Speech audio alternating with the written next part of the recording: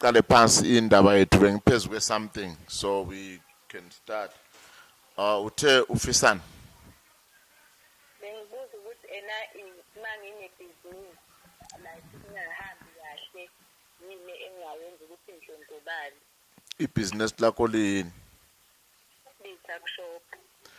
Ungazithathi izinto kubantu ozotshela imithetho eminingi noma kuthiwa bulalana abantu nenza uthuvi. Leyo vele ungangeni kuyo ngoba ekugcineni iuhlupho lwakho impilo yakho iba yimbi nefamily. Ngiyacabanga into yenza ungifonele kukhona la uthola khona ngami. Ungithole kanjani? Bengifunda ku-internet. Ngimningi nje ku-internet kunabo YouTube, Facebook, website wena ungithola kuphi? Ngithile nje ngase ngibona ukuthi ngabona ubaba Khokhovula yebo uyena okhuluma naye. Uthe ukuphi nomhlaba mntanami? KwaZulu Natal kwaHlabisa. Ngiyambona uhlabisa. Yeah, kunama rituals ayenziwa la ekhaya. Abantu abanye babethi bayothwala.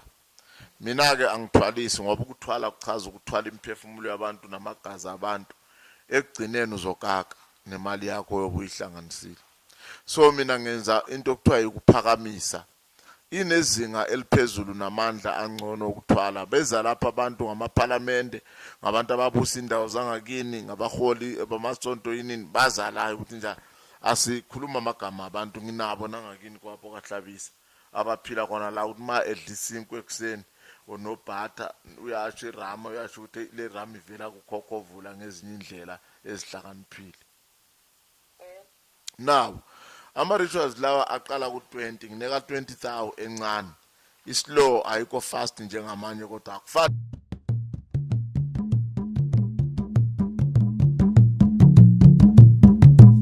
Sayibona